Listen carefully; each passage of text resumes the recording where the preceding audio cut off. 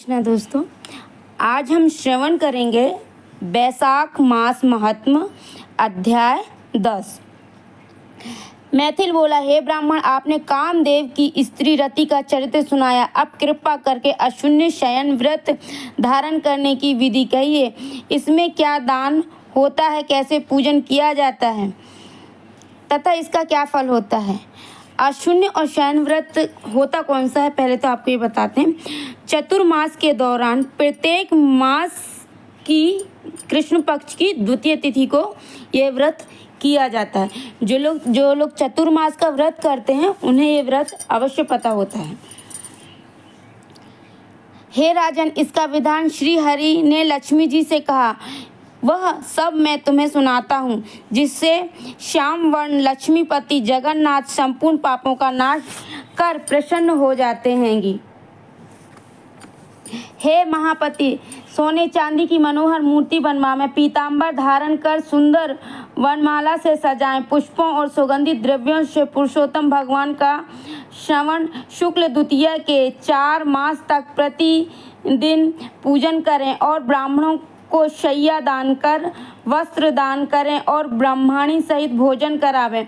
फिर मार्गशीर्षों महीने में पूर्व व्रत रक्तवर्ण हरि भगवान का रुक्मणी सहित ध्यान कर पूजन करें। ऐसे ही चैत मास के 4 मास तक भूमि पर शयन बिछा भक्ति से हरि भगवान का पूजन करें और आषाढ़ की द्वितीया के दिन समाप्त करें। उस दिन अष्टाक्षर ओम नमो नारायण इस मंत्र से हवन करें। मार्ग शीर्ष आदि महीनों में पारायण के दिन, पारायण मतलब जब आप उपवास खोलते हैं, इस दिन गायत्री मंत्र नारायणाय विद्महे इस मंत्र से हवन करें। भक्ष भोज आदि मतलब जो खाने योग्य वस्तुएं हैं, चारों प्रकार के भोजन करें और चैत्र आदि मासों में सहस्त्र शीशा इस पुरुष सूतक मंत्र से हवन कर पंचामृत खीर घृत पका हुआ मालपुआ भोग के लिए करावें और लक्ष्मी नारायण को स्नान करा बीच में श्री कृष्ण जी की सोने चांदी की मनोहर मूर्ति रख भोग लगावे। फिर केशवादि नाम से ब्राह्मणों को भोजन करा श्रद्धा अनुसार 2 वस्त्र और अलंकारों से पूजित करके मालपुआ ब्राह्मण के निमित्त 12वें दिन दे। फिर पूर्व कल्पित प्रतिमाओं को संपूर्ण अलंकारों मतलब आभूषणों से आभूषित कर आचार्य को दे दें और शैया का संकल्प करें। ऊपर लक्ष्मी नारायण का विधिवत पूजन करें, कांसे का पात्र दें और ब्राह्मणों को भोजन करावे। दान मंत्र, हे जनार्दन, जैसे आपकी शैया लक्ष्मी से अशून्य है, अशून्य का मतलब हमेशा लक्ष्मी से ही रहित होती है भगवान विष्णु की, लक्ष्मी जी के साथ ही भगवान विष्णु हमेशा रहते हैं, वैसे ही हे केशव, इस शैया दान से मेरी शैया अशून्य हो। इस प्रकार भगवान की पूजा स्वयं भोजन करें। इस प्रकार भगवान का पूजन करके स्वयं भोजन करें। इस व्रत को पुरुष सौभाग्य स्त्री अथवा विधवा अशून्य शयन के निमित्त धारण करें। जो मनुष्य विष्णु धाम जाने की इच्छा करता हो उसको यह व्रत अवश्य करना चाहिए। इसके करने से जगन्नाथ भगवान प्रसन्न होते हैं, देव दुर्लभ कार्यों की सिद्धि होती है और अनेक प्रजाओं की वृद्धि होती है। अतः जैसे भी बने यह व्रत अवश्य करें। यह वर्णन हो गया। अब तुझे क्या सुनने की इच्छा है यह बता। यह सुन राजा ने फिर सुखदेव जी से पूछा, हे महाराज, बैसाख मास में छत्र दान करने का क्या महत्व है, सुनाइए। क्योंकि बैसाख में कर्तव्य शुभ कर्मों को सुनते सुनते मेरी तृप्ति नहीं होती। राजा के ऐसे वचन सुन सुखदेव जी ने राजा से कहा कि छत्रदान के फल की एक प्राचीन कथा कहता हूँ, सुनो। सतयुग में एक हेमंत काल नामक का बंगाल देश, छत्र बोले तो छतरी भी हम जो दान करते हैं उसके बारे में वो बताया गया है। राजा के कुशकेतु का पुत्र था। वह बड़ा बुद्धिमान था तथा बलवान था।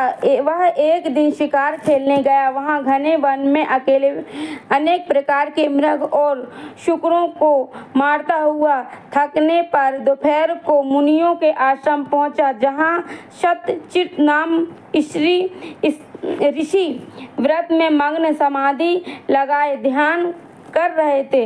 इससे उनको पता न चला कि आश्रम में कौन आया है। अतः ऋषि ने उठकर राजा का सम्मान नहीं किया, जिससे क्रोधित हो राजा उन्हें मारने को उद्युक्त हुआ। तब ऋषियों के 10 सहस्त्र शिष्यों ने उसे रोका। क्रोध में विवल होकर राजा कहने लगा, हे ब्राह्मणों, मैं थक गया हूँ, तुम मेरा अतिथि सत्कार करो, परंतु गुरु की आज्ञा के बिना क्या सत्कार करेंगे। ऐसा शिष्यों से सुन राजा ने उन्हें मारने के लिए धनुष बाण उठा लिया और अत्यंत क्रोध कर बाण छोड़ने लगा। तब शिष्य भागने लगे। उसमें से 300 शिष्यों को मार डाला और आश्रम में रखी हुई वस्तुओं को पाप बुद्धि सैनिकों ने ले लिया और खूब भोजन किया। जब सायंकाल के समय राजा सेना सहित पुरी में आया और उसके पिता कुशकेतु ने इस दुष्ट व्यवहार को सुना तो बेटे की निंदा कर पुरी से बाहर निकाल दिया।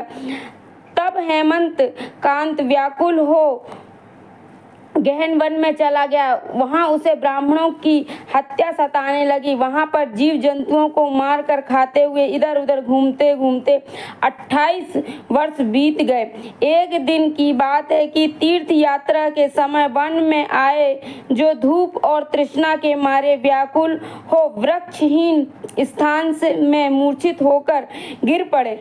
देवयोग से हेमंत कांत ने त्रित मुनि को ऐसी दशा में देखकर ढाक के पत्तों की छतरी बनाकर धूप निवारण के लिए सिर पर लगाई और आंबुल का जल दिया। इस उपचार से मुनिवर की मूर्छा जाती रही। जब चेतना आई तो पत्तों की छतरी को लगाए धीरे धीरे किसी गांव में पहुंचे। मतलब वहाँ एक ऋषि आए और उस ऋषि की इतनी सेवा इसने की कि बस एक पत्तों की छतरी बनाकर उनको सिर पे छाया कर दी। इसी पुण्य के प्रभाव से इसकी 300 ब्रह्म हत्याएं दूर हो गईं, जिससे हेमंत कांत को बड़ा विस्मय हुआ कि मेरी ब्रह्म हत्या कैसे दूर हो गई। इसी विचार में पड़ा था हेमंत कांत को संग्रहणी रोग उत्पन्न हो गया, जिससे प्रारस संकट जान व्याकुल हुआ। तभी उसे 3 पुरुष बड़े भयंकर यम के दूत दिखाई दिए। वह अपने कर्मों को सोचने लगा कि छत्री दान का ध्यान आया सो ही वह विष्णु भगवान का स्मरण करने लगा। तुरंत विष्णु भगवान ने अपने महामंत्री विश्वकेशन को आज्ञा दी कि तुम जल्दी जाकर यमदूतों को रोको, क्योंकि हेमंत कांत ने वैशाख मास में धर्म किया है। इसीलिए उसने उससे छुड़ाकर उसके पिता कुशकेतु राजा के पास ले जाकर कहो कि विष्णु भगवान की आज्ञा अनुसार तुम हेमकांत को राज्य का भार सौंप दो। विष्णु भगवान की आज्ञा पाकर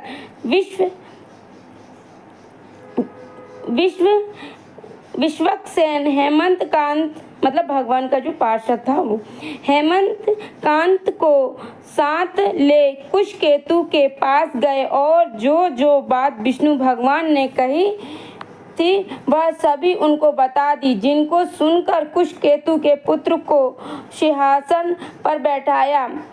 तब राजा ने उनको क्या किया, अपना राज्य उनको दे दिया और स्वयं अपनी स्त्री सहित वन में तप करने के लिए चला गया। तब राजा हेमकांत ने वैशाख मास में कहे शुभ धर्मों को किया, जिसके करने से जितेंद्रिय, दयालु, सर्व संपत्तियों से युक्त, पौत्र पौत्र आदि से संपन्न हो संपूर्ण भोगों को भोग कर विष्णु लोक को गया। वैशाख मास में धर्मों से अधिक कोई धर्म पापों के नष्ट करने वाला नहीं है।